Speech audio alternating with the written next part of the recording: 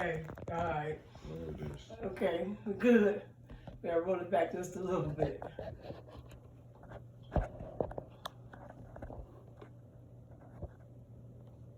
So I say parfait. All right. Peace and blessings, family. First of all, let me just say thanks. I mean, I'm so grateful for everything, but one of my students circulated one of my old videos. Not that I forgot I did videos or forgot that I did teach, but it's been a minute. Y'all know that. And but that's my first love, right? And the only thing I love more than teaching is not having to exchange my time for money, right? But I'm doing this for y'all, for the love that y'all have shown me, even on the recirculation. So I want you to do me a favor. Grab one of these, go grab your seeds, and y'all sit down and watch this video, okay? So we're going to call this series Righteous and Rich, right? Righteous and Rich. So we're going to start with the first lesson, dominion over your money. How do you end up having dominion over your money? And I think that's an important topic to teach. And you know, the school's not going to teach us about things like this. So it's up to us to do this for our children. And so let's go ahead and do this, guys. Okay, so if I ask you and you ask your children, what is this worth or how much this is, I'm sure most of them will say it's $1, right? And when I go around doing guest pop-ups at various schools, I get the kids a bag with $1, tell them look at it, touch it, smell it, and everything else, and tell me what it is. And what they all tell me is it's $1, and I tell them wrong. What you mean wrong? How is it not $1? I'm gonna tell you how it's not $1. Okay, so let's go ahead and put this on here, then let's go ahead and get started. So now, this is why it's not $1, right? When you see it. Here's the thing. If you think you have $1 and you go to the store, you're probably going to spend $1. And if you get $1 and you spend $1, then that means you have no dollars left. If you get $2, you will spend $2, you will have no dollars left. If you get $5, $10, $20, it doesn't matter. Once you establish the habit of spending all the money that you have, that's the sure formula for being broke.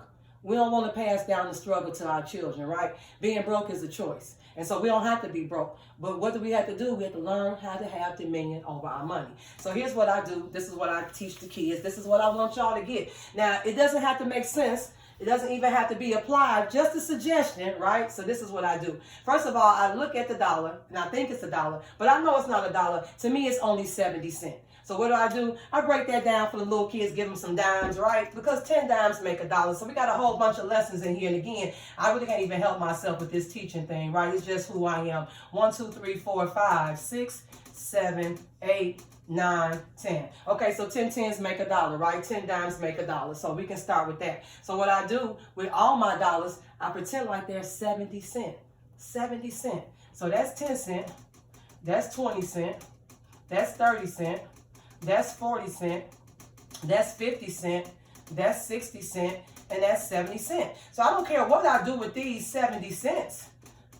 Doesn't matter. And honestly, guys, let's be honest. What can $1 do that 70 cents really can't do, right? So I treat all my dollars like 70 cents. And I spend that 70 cents on whatever. I like plants. I like paintings, I like art, I like jewelry. So I spend my 70 cents on those type of things. But then I don't spend the whole dollar. So if you only spend 70 cents, you will always have some money left. So the question becomes, what do you do with the leftover money? Don't that sound good? Leftover money. Most of us don't have leftover money. We got more months at the end of our money, right? So we're going to learn to have leftover money, and here's why. And as soon as we teach our children this, guys, the sooner they'll get it. Because the best time to learn about money is not when you're an adult, not after you get your first job, not after you in credit card debt, not after you in trouble. It's before you even start earning any money. So if we can pretend like our dollars is only 70 cents, that's the first step to winning, okay? So now we got these 3 dimes left. We still got 30 cents, right?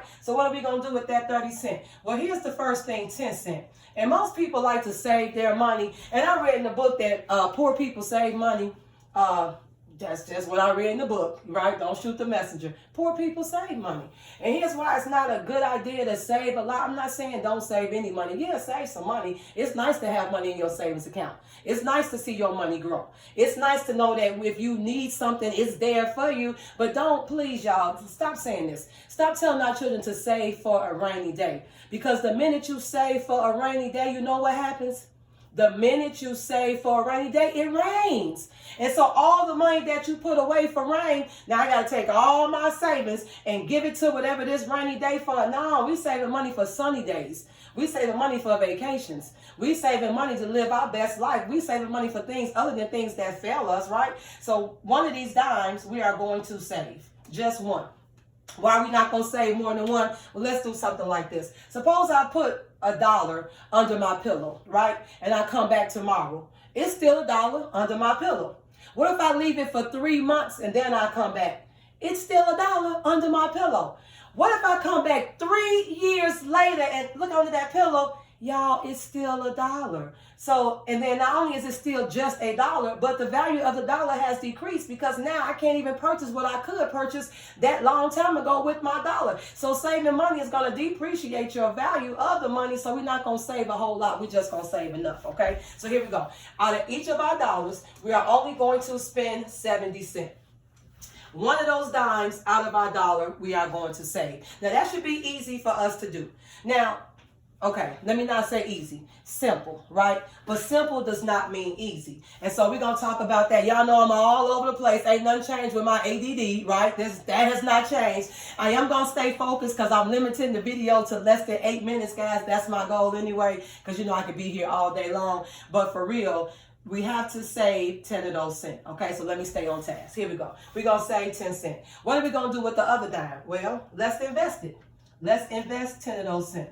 So one of those dimes we are going to invest. And why do we invest our money? So we can grow. People say money don't grow on trees. Yeah, money can grow on trees. Your money can grow. But here's the thing. Things that go up also go down. Fronts have backs. Tops have bottoms. Insides have outsides. So when you are investing, it's not so that you can just snatch the money right out and just flip it again. Sometimes you can, but sometimes you want to let it sit there, let it grow, let it grow. It might go down, goes back up. And this is what my dad taught me. Never take your money out unless you've at least gotten what your initial investment was. Now, if it's going to go down, you're going to take all my money, but I'm not going to pull it out. I'm going to give you a chance to see what's going on. So when we invest our money, it's for the chance for our money to grow. And that's the surefire way to get your money to grow. So yeah, things to go up also go down, and all your investments are not going to be lucrative, but we'll talk about some of the ones that are. Okay, say it again. 1 minute already, 1 minute left. Dang, I did 7 minutes already. I ran my mouth that long. Okay, so then 10 minutes, okay? So this is my timekeeper, y'all. This is my timekeeper. Okay, so here we go. 10 cents, 7 times, 70 cents. Spin that, trick that off, it doesn't matter. One of those dimes we are going to save. One of the dimes we are going to invest. And what are we going to do with that last dime? That is such a good question. But before we do that, we're going to pause 1 second for a word from our sponsor. TNT, Teas and Tacos is in the building. Sponsor, what did you bring me today in the middle of this video? Please. Well, I happen to bring you a special vegan taco that will go delicious with your newest tea. And all it is just a simple avocado taco with my specialness. Okay. And as always, they come for the tea, but they stay for the taco. I love that. Run me my tea. Speaking of tea, grab me that one. Grab me that one. And so y'all know, I think for me, my stuff got to be pretty. And if I must say so myself, I think this is beautiful. You think it look good, wait till you taste it. So it's a berry white tea, fresh lime, cinnamon, and blueberries. So I'm going to eat my tacos and I'm going to drink my tea in just a second though, guys. If you have not gone and followed and liked the page, go on y'all. Teas and Tacos, right? Teas and Tacos. Where can you find? Oh, Teas and Tacos. You can find them on Facebook. Yep. You can find Teas and Tacos on Instagram. Yep. You can find Teas and Tacos on TikTok. If you want to go to the website, teasandtacos.com will get you right to where you need to go in case you would like an event to be catered. That's what we do now. We'll pull up anywhere. Okay, so here we go, guys. This brings me to my last dime, the last 10 cents. This is the thing. Let's suppose I want an apple tree in my backyard. Before I get an apple tree, I have to do what? Plant an apple seed, right? We got a fire pit out there. It got a little cold for us, right? And I said, hey, fire pit, if you give me some heat, I'll give you some fire. So I put the wood in the fire pit and I step back. Say, hey, fire pit, if you give me some heat, then I'll give you some fire. You know what happened? Of course you do. Absolutely nothing, because it's giving that starts the receiving process, right? So 10 of those cents, 1 of those dimes, we are going to give away.